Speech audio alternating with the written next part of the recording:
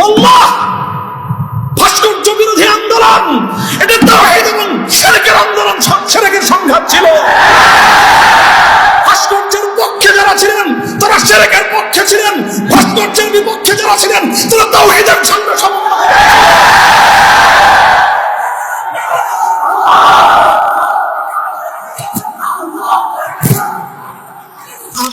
আমি আবার বলছি, এদেশে ভাড়াটিয়া থাকবো না,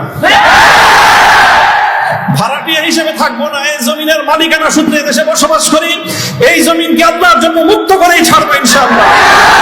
আপনারা যেই কেসটাকে বিবস্ত্র করার জন্য বেছে নিয়েছেন সেই কেসটা ছিল খুব দুর্বল। আগামী 50 বছরের জন্য ওলামায়ে কেরামের বিরুদ্ধে ষড়যন্ত্রের দুয়ার রুদ্ধ হয়ে গেছে।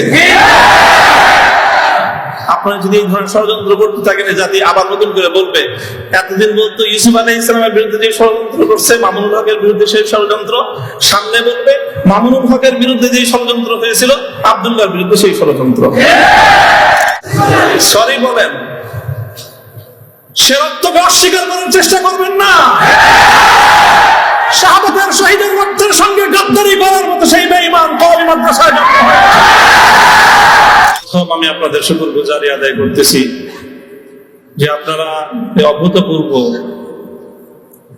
আজকের আপনাদের এই উপস্থিতি এবং আপনাদের এই অভূতপূর্ব উচ্ছ্বাসের মধ্য দিয়ে আপনারা ইসলামী আন্দোলনের পথ চলার একজন পথিককে অনুপ্রাণিত করেছেন।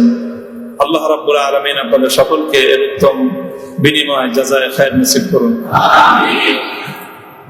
কাটা কাটা কয়েকটা কথা আমি বলবো, সময় দীর্ঘ নয়।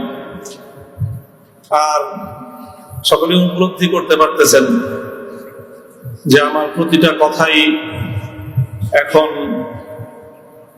এটা অনেক বেশি পরিমাপ করা হচ্ছে, দেখা হচ্ছে যে আমি কি বলি। আপনারা যতটুকু মনে করতেছেন যে শুধু একটা কর্তৃপক্ষ দেখতেছে, তা না, দুইটা কর্তৃপক্ষ দেখতেছে, এবং একটা কর্তৃপক্ষ আর একটা কর্তৃপক্ষ থেকে অনেক বেশি প্রবল। একটা জমিনের কর্তৃপক্ষ আর একটা আসমানের কর্তৃপক্ষ। আমি আপনাদের কাছে দোয়া চাই, জমিনের এই কর্তৃপক্ষে